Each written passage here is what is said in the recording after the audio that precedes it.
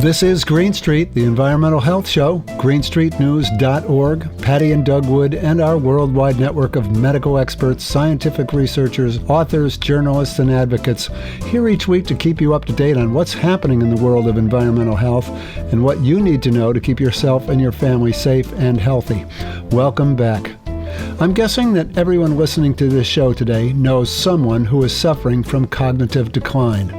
Maybe it's an aging parent, a grandparent, neighbor, or friend whose mental acuity has slipped, who forgets what they're doing or where they are, and who needs special attention and help to get through the day.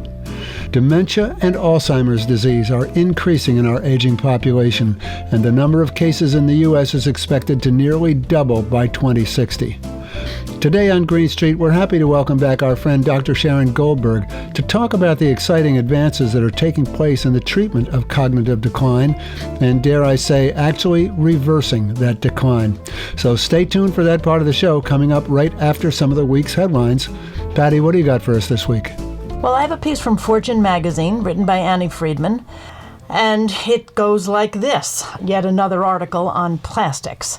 A study published last year investigated the release of micro and nanoplastics from 3 empty tea bags purchased from Amazon, an online shopping site called AliExpress, and from a local supermarket. Empty tea bags? Yep.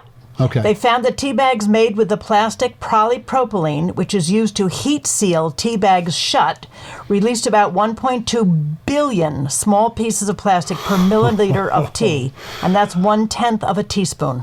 1.2 billion pieces 1.2 billion small pieces of plastic per milliliter of tea. That's 1/10 of a teaspoon. Microplastics have been a growing concern as scientists have discovered their increasing presence in soil, as well as fruits and vegetables, meat and seafood.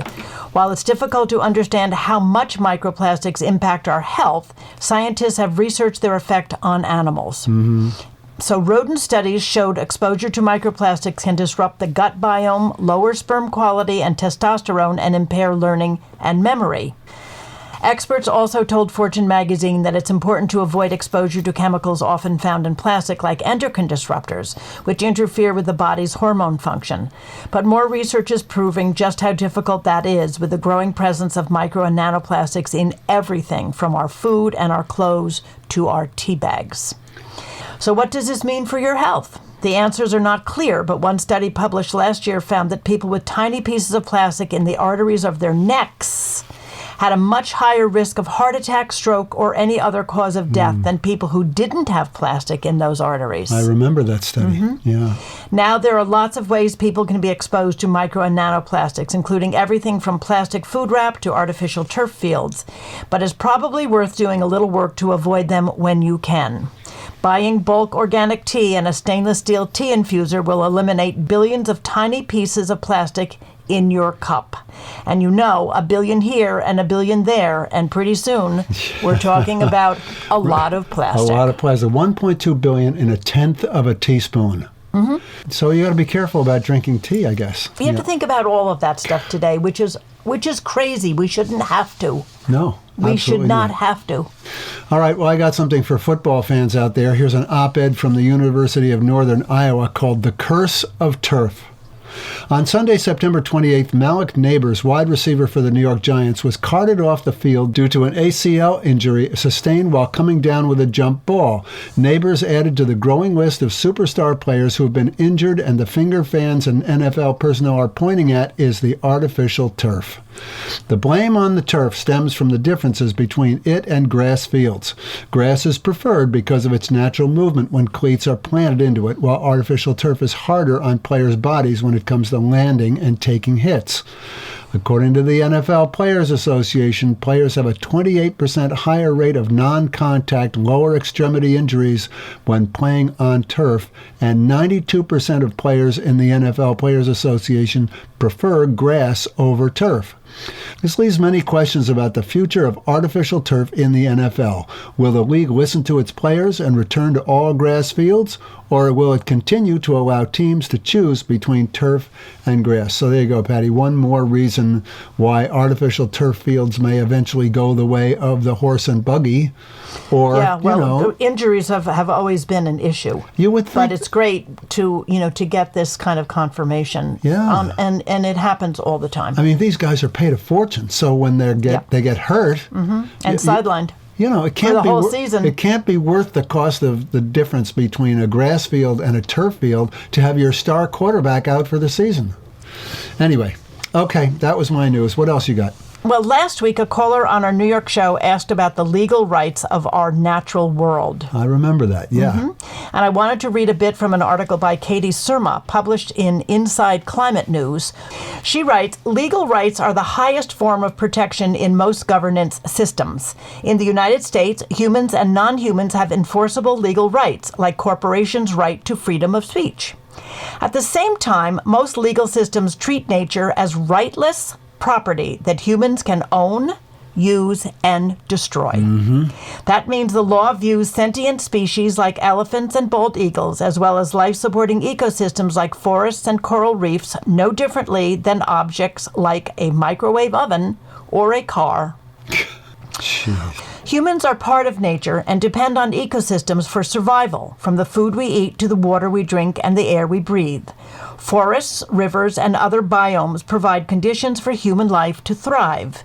And humans have always both shaped the environment and have been shaped by it. Understanding this interconnectedness is key to understanding that human flourishing ultimately depends on a healthy earth. Rights of nature activists say most societies have forgotten that basic truth, harming their own well-being and threatening their very survival as a result. In 2006, a rural conservative Pennsylvania town plagued by industrial pollution enacted the world's first Rights of Nature resolution. Since then, scores of countries, including Ecuador, Spain, Bolivia, Colombia, Panama, India, and the United States and Uganda, have had court rulings or enacted laws at the national or subnational level recognizing nature's rights. The advocates behind these laws argue that if nature's rights are respected, humans will benefit. This is something indigenous people always understood, and we were so quick to dismiss, their ways, but we depend on the natural world for our own survival. Yeah, but most people don't think about that. I know they don't. I know they don't think about it. It's far at away. All. They look at a piece of land and say, "Let's develop that. Let's fill in those wetlands." Yeah. What a pain in the neck they are. We want to live on the water. So let's fill in those wetlands. We don't care about all the species that lay their eggs and raise their young in those wetlands. Nah. We just want to be close to the water, and if it means that we're going to fill in the wetlands, so be it. So be it. All right. Thanks, Patty. You're welcome.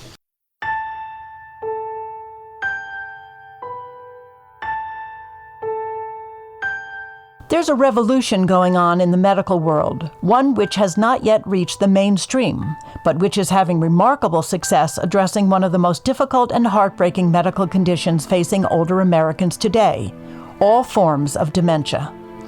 Doug and I have witnessed the amazing success of this new approach to cognitive decline firsthand through a friend who had followed the protocol of an internationally recognized neurologist named Dr. Dale Bredesen.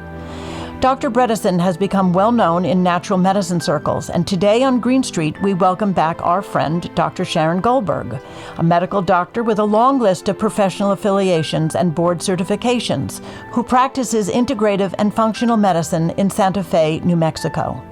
Dr. Goldberg has been following the work of Dale Bredesen for many years and integrating his approach into her own practice. Doug and I spoke with Dr. Goldberg last week, and we asked her first to talk about the whole idea of reversing cognitive decline. And here's our interview with Dr. Goldberg. I would invite people to think about all of the other medical conditions that we've been told that there's nothing you can do about them. Like type 2 diabetes, for instance. Like often we are told, oh, there isn't much you can do. You can change your diet, you can exercise.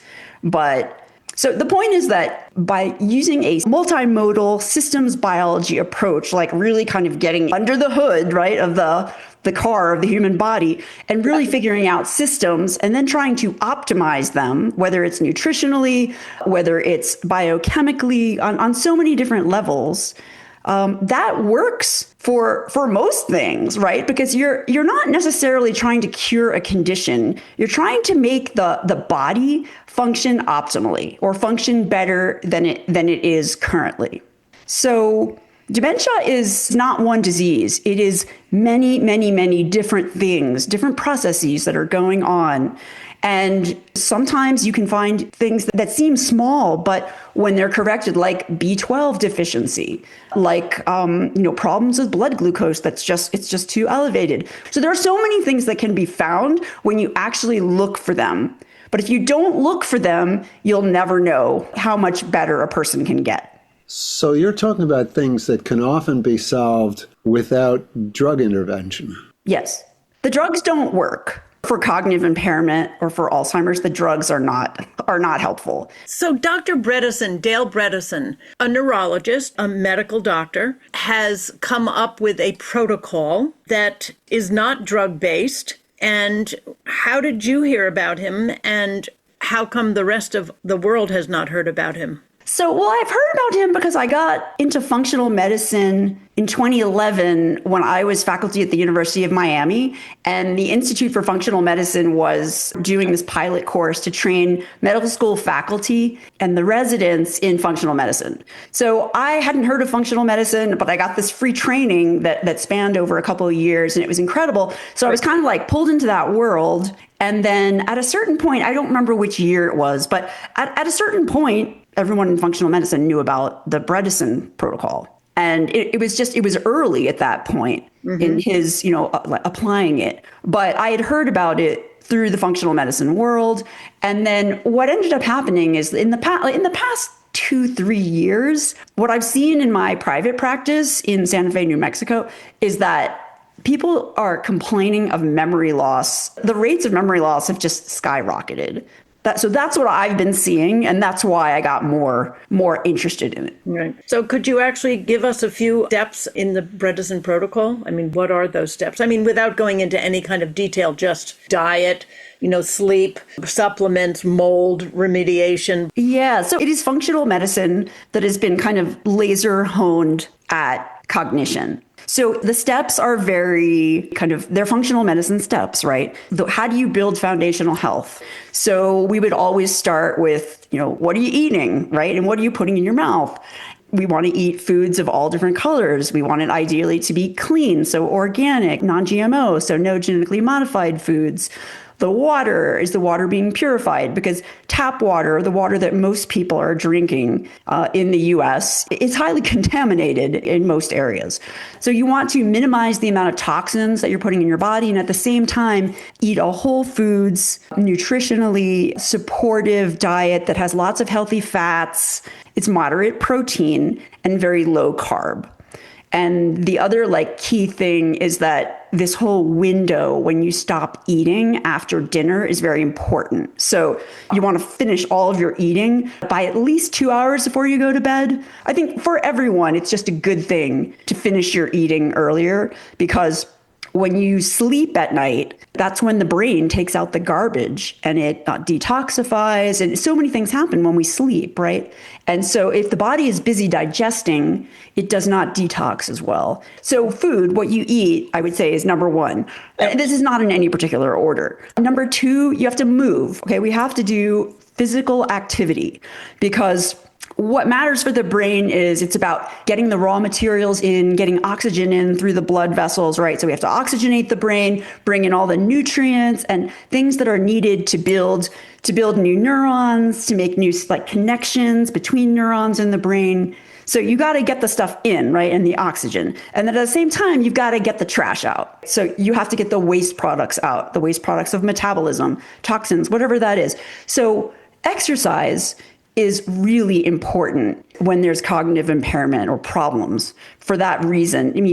For many reasons. So we talked about food, about exercise. Sleep is just completely foundational.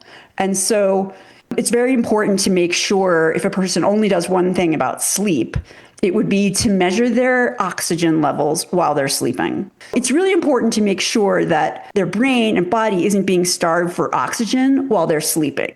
I know that the presence of mold has been associated with mental decline in many patients, not just dementia or Alzheimer's patients. Could you talk a little bit about how mold could fit into this picture? Dr. Bredesen told me when I interviewed him recently that up to 90% of the patients in his studies, they tested positive for mold. Really? Yeah, it's a ridiculous number. So testing for mold is super important when there's a cognitive issue. Like the simplest way to start is by testing yourself, and you can either do that with urine or you can get a blood test to look for antibodies to mold toxins. So it's really important to test for mold and other types of toxicity in the body. Like, to give you an example, one of the most common examples would be silver fillings in the mouth, mercury amalgams, right? I mean, most people had their cavities filled with these silver fillings that are 50% methylmercury. So those can be removed. They have to be removed by an expert who's trained in biological dentistry, mercury safe practices, so the person doesn't get more poisoned when it comes out. But there are many different potential toxic exposures that can be reduced.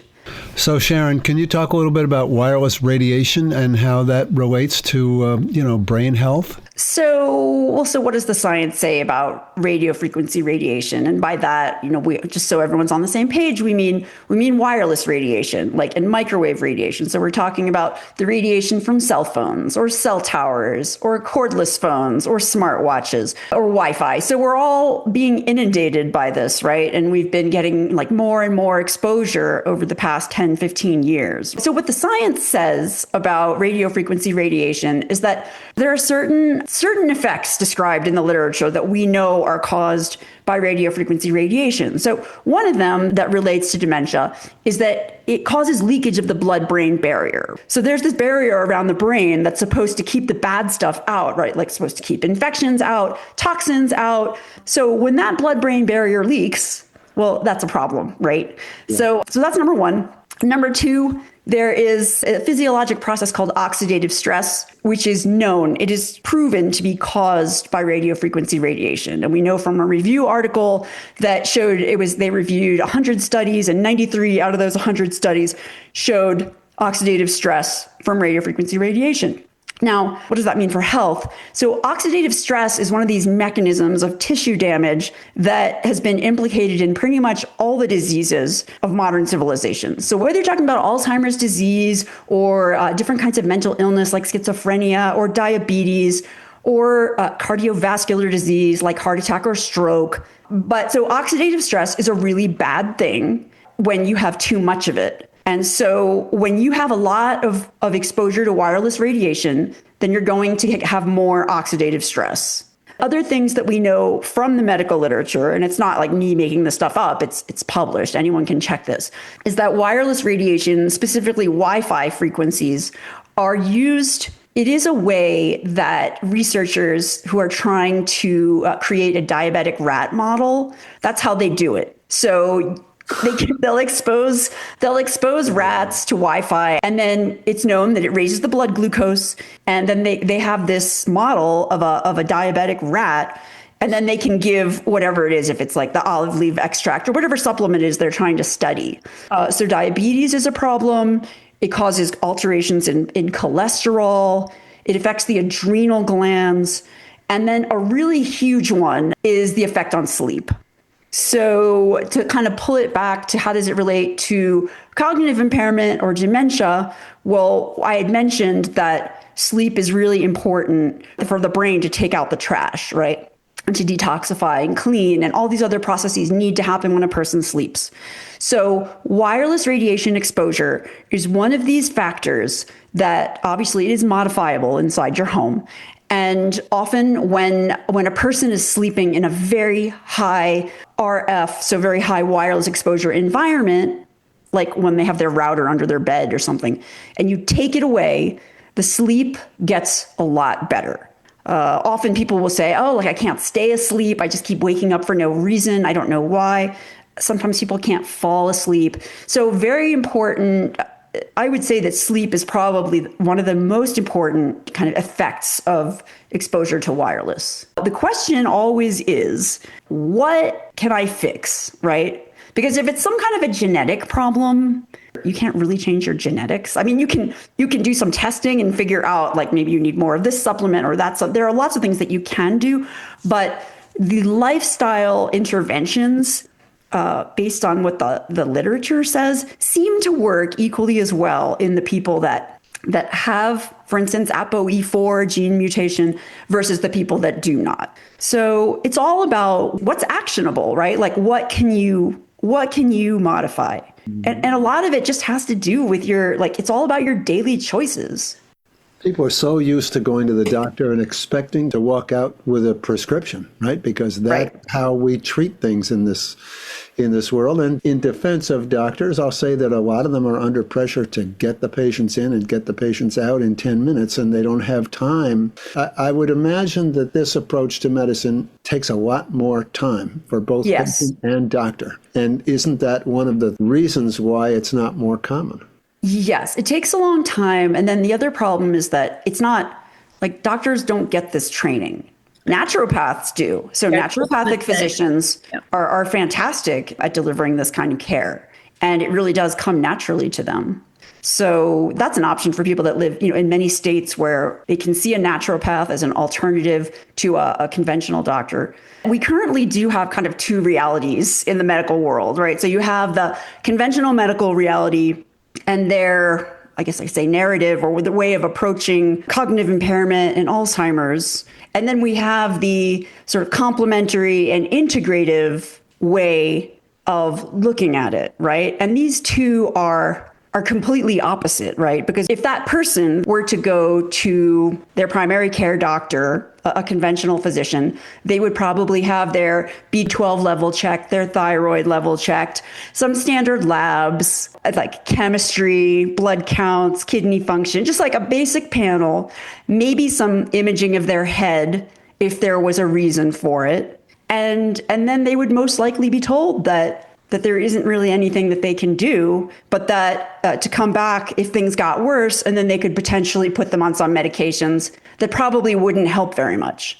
And then there would be some cognitive testing, right? So we do MoCA scores, things like that. That's the conventional way that it's handled, right? Right. But if you go the integrative route or the functional medicine, naturopathic medicine, I mean, there are many ways, many different types of specialties that fall under the umbrella of integrative medicine. Mm-hmm. The approach is completely different because it isn't like, oh, okay, well, there's memory loss or there's cognitive impairment. That's one illness. It starts out with the question, well, what's going on in this particular person, right? And so if you use Bredesen, the RECODE protocol, there are 6 different types of dementia, right? And we're not going to go through all different 6 types, but the point is it predominantly like glycotoxic, like too much, diabetes or pre-diabetes? Is it, does it relate to environmental exposures? We know that mold toxicity is a huge issue, and other environmental toxins in certain people, that is a huge issue. Some people have had head trauma. Some people have more of a vascular problem. So they've had like mini strokes or actual strokes. So there's like a perfusion problem. So the integrative world is looking at dementia. It's kind of like if this were a car, right? And your car wasn't running and you took it to the garage, the integrative world actually opens up the hood, right? And is hooking it to the computer and looking at all the different systems, right? And unfortunately, the conventional world is still maybe like looking at it from the inside, maybe looking at the transmission, not really doing a comprehensive evaluation of, well, why is the car not running right? Yeah. So that's the situation that we're in now. And it has always really bothered me when something has already been proven from an evidence-based medicine perspective, but so many people just haven't heard about it, right? Yeah. Because we have papers showing that Bredesen's method works. So we're talking about actually walking back the symptoms of dementia with this kind of intervention, which is pretty shocking, I think, for a lot of people to hear that dementia is actually something that can be reversed. Right. And this isn't going to work for everyone because the problem is these are really massive lifestyle changes. And it's not like you have to do everything. It is very complicated, and there's a lot to look at and a lot to consider, but it's a lot of change. And then the person has to stick with it. So there can be a lot of barriers if you don't have a care partner or someone who can support you at home. It can be very expensive depending on how you do it. Supplements can be expensive. There's just a lot of moving parts and factors going on. So when someone can kind of execute this optimally and has great support both at home and whether it's a naturopath or a physician or whoever it is, or a coach who's walking them through it, the process can work really well. Especially when there are unrecognized infections that haven't been treated, and herpes is a huge one. Lyme is another one that can be kind of under the radar, that can be missed. So, but it doesn't work for everyone. It has to be the right fit with the person, the family, like the support system, the resources, and then they really do have to be all in. To make this work. And they don't have to do everything, but they do have to do enough and sustain it for it to work. And it does not work that well when people are truly, truly end stage. Like, it's not impossible, but it is easier to implement in people who are walking, talking, cooperative. You know, if someone is aggressive and like that you can't draw blood, or you can't, will only eat certain foods, or it's not like it's going to work for everyone every time. So, Sharon, where are we going here in the medical world? Because Dale Bredesen is having some success here, and it's hard to argue with success. And I know how badly people who are living with this disease would love to see an opportunity to reverse the symptoms. Are we going to get there? Are we going to be able to overcome the pressure from the pharmaceutical companies and the other companies who see this as I hate to say it, as a money-making opportunity, and who don't want to lose their market share? What's your Doug. What's your hope here for the future? My hope or my realistic answer to your question? Realistic answer.